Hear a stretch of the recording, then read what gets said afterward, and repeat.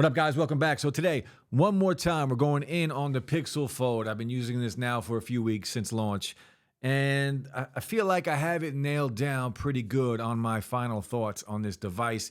If it's worth it, very expensive phone. If it's better than the Z Fold 4, we're going to talk about all that. A lot of that comes down to preference.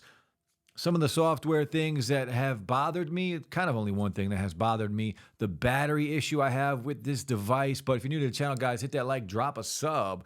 So again, my daily driver for a couple weeks now, and we'll get into what I love about the device first. So you guys already know, I'm going to make this a very quick video, but the form factor, for me, it's the best folding phone I've used when it comes to form factor.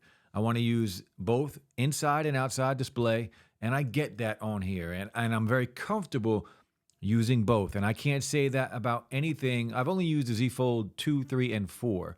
So any device overseas, I have not used that folding phone. But using the Z Fold 2, the Z Fold 3, the Z Fold 4, the folded display was never really comfortable. I never really enjoyed it. Did I force myself to use it? Yes, because I loved opening that thing up and using the inside display.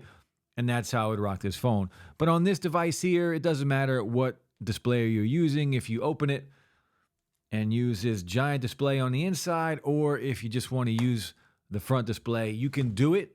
And it feels like a great experience on both. So using this front display feels fantastic. It feels like a normal phone. And then opening it, of course, you get all of this screen real estate. And I know you're going to say the bezels, they're irrelevant. Most apps aren't even optimized yet for this device. And if you're watching content, you're going to have the black bar on top, the black bar on the bottom, but you still get a ton of screen real estate on the inside. It's bright enough. I would like it to be a little brighter. So in low light or in sunlight, it kind of is tough to see every now and then. Like, you can use it and it's okay most of the time, but in a lot of light, I used this thing at the beach a week ago and it was very difficult to see. So I wish it was a little brighter.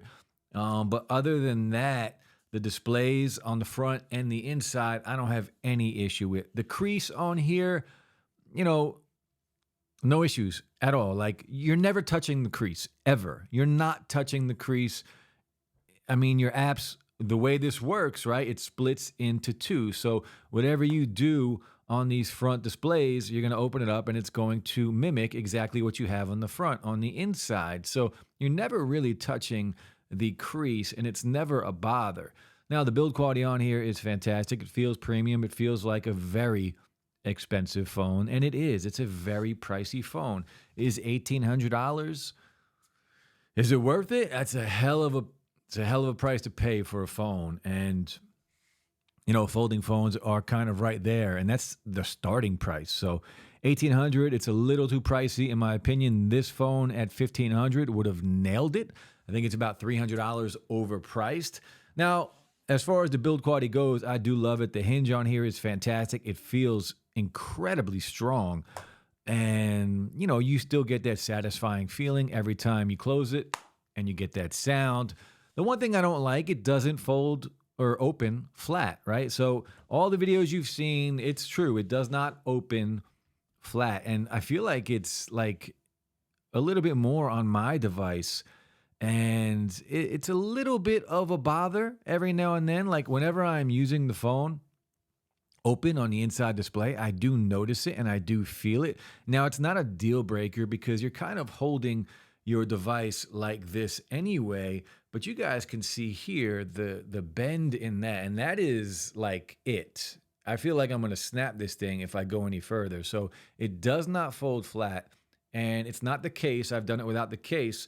It's just not flat. It's just not a flat device when it's open. It's a little bit of a bother, not a deal breaker for me, because when I'm watching content, I am just watching it like this anyway, but it is very noticeable. So the crease, not a big deal for me. More of a big deal for me is that it doesn't open flat. Now, the hinge, though, it does feel very premium and very strong. So build quality on here, I'll give it scores. 1 out of 10 on build quality. I give this a 9 as far as build quality. Hardware-wise, a lot of you don't like the bezels. Not a big deal for me on the inside, and it's the same. I already explained that. So I give it a 9 on build and design. Now, design comes down to preference. So a lot of you in the comments on previous Pixel videos, you prefer the Z Fold 4, and that's fine. You enjoy it. Look, if you guys know, a lot of hate has been said, or not about me, but about some of the comments I made about the Pixel going up and calling me a Fold hater or Samsung hater. I love Samsung devices. I've used a ton of Samsung devices. I still love the S23 Ultra and the Fold 4. I got a ton of videos on the Fold 4 praising it. I used it for my daily drivers a long time. But in every video, I said the same damn thing. The front display bothers me, and that is just my preference. I'm not saying you're wrong or I'm wrong. It's just preference when we really just get down to it. And I prefer this for my phone on a folding device. I want to be able to use it with one hand. If you got little tiny baby fingers, little nuggets or something, then maybe the Fold outer display is good for you. But I got beefy, big hands. That display on the Fold doesn't work for me. I don't use it at all. But again, it's preference. You like what you like. You're not wrong. Enjoy the Fold 4 if you are using that. And if you're looking forward to the Fold 5, enjoy that. And I'll be rocking this, and I'll be patiently waiting for the OnePlus Fold that is coming. Now, the cameras on here, let's talk about the cameras on here. In previous videos, I dropped a ton of photos. This video is more of a talking video. The camera quality on here is good. It's not great. The Pixel 7 Pro takes better photos. The Pixel 7a might even take better photos. Not saying that these are bad, but they're just not up to the level of the 7 Pro. And for $1,800, I would have liked to see the photos on here to be, top notch. Like, give me the best you got on an $1,800 phone. And I said the same damn thing on the Fold 4 last year. If you're going to make me spend $1,800 on the Fold 4, I want the best camera setup you have, and we don't get it on either of these devices, the Fold 4 or on the Pixel Fold. Now, I do think that the Pixel Fold takes better pictures than the Z Fold 4 and the Z Fold 3, especially the Z Fold 3. But the photos, I would like them to be better. Video quality on here is good. It's just good. It's all around good. Is it good enough for social media? Sure. Is it good enough for $1,800? No, I don't believe it is. Now, one thing that I don't like is the battery on here. So the battery on here has not been great. Let's just be real. It's not a great battery. I believe it's the Tensor chip. It's just not that efficient. We've had the same problem pretty much since the Tensor chip did release. We are on the 2nd gen right now, and I do believe it's an efficiency problem with the chip. And maybe the 3rd gen will be better, but right now there is a battery drain on here, and I have not made it through a day yet on this phone. As far as battery goes, I do end up charging it at night, probably around 7, 8, 9 o'clock at night. I'll throw it on the charger, and, I go from there. And the charging speed on here as well, like 30 watts fast charging. We can't really call 30 watts fast charging anymore because it feels like a turtle. When I plug this thing in, compared to like the S23 Ultra, compared to the OnePlus 11, this thing it feels like it takes forever to charge up. And that's just being picky, right? But battery life on here is not great at all. For me, if you guys have this phone and you're getting better battery life, let me know. Maybe it's just something with my device. Now, I hear a lot of people having issues with it getting warm and, heating up a little bit. I have had that. And, I believe that is the same efficiency problem we have with the Tensor chip.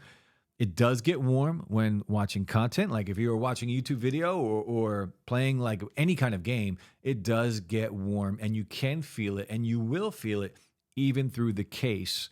I'm not going to say it gets warm when charging. All phones gets warm. They all get warm when charging it up. But it does get warm when you are just sitting there watching content. It doesn't get like hot to where you have to, put it down, but you can feel it getting warm. I haven't had any issues with it overheating and like shutting off like some of the problems we had on Pixels in, previous years. It hasn't done that, but it does get warm. So the people that complain about that is there and it does happen. But other than that, like this phone, it's a breath of fresh air if you are into foldable devices. And that's what this is going to do. It's going to bring a ton of competition because now, right, they were doing pretty well with sales on here. So now, Samsung, we know what the Fold 5 is going to be, but the Fold 6 is supposed to be a redesign. Will they keep that design, that shape, that size, or will they give us something more like this or more in line with OnePlus is going to give us? Because OnePlus is going to give us something that I'm really excited about with their form factor. It's going to be like this, but a little taller and a little cheaper. Well, hopefully a few $100s cheaper. But all this is doing is bringing competition. I talked about this in the last video. Competition will bring the price down for everyone across the board. The Fold series will have to come down in price just to compete. This will have to come down in price next year, at least it should, because $1,800 I feel is way too damn much on any damn foldable at this point. And the OnePlus phone, I believe that's going to come in probably around $1,500, at least I'm hoping. But like, I love this phone. It's my favorite foldable I've ever used. Is it perfect? No, not even close, but it is a breath of fresh air because it's something different. It's unique. It's the first of its kind, and it's going to bring competition. There are some issues with it. Now, the only bug that I found in the software when using this device, every now and then when I'm trying to connect Bluetooth earbuds, I have to reconnect it. I literally have to pair it all over again. For whatever reason, it's there and it says it's there in settings, but it doesn't recognize it. So I'll have to delete the device and repair it. It's happened probably about 3 or 4 times over the past week. So it feels like it's getting worse. If you guys have noticed any issues in software, let me know. But other than that, again, it's overpriced. It should be around $1,500, but I get it. Build quality is an A+. The form factor on here is an A+. And then the rest of it all goes downhill from there, right? It goes down to B and C with the battery or D with the battery, whatever you want to grade it as. But it's a fun device. It's a good device. My favorite foldable I've ever used, guys. Hit that like, drop a sub, and I'll be back soon. If you have the Pixel, let me know. Check it out. And also check out my new video podcast and audio podcast, Bourbon and Blunts. We are on YouTube, Google Podcasts, Spotify, Amazon Music, Apple Podcasts. Check out the new podcast. Hit that like, drop a sub. I'll be back soon. Peace.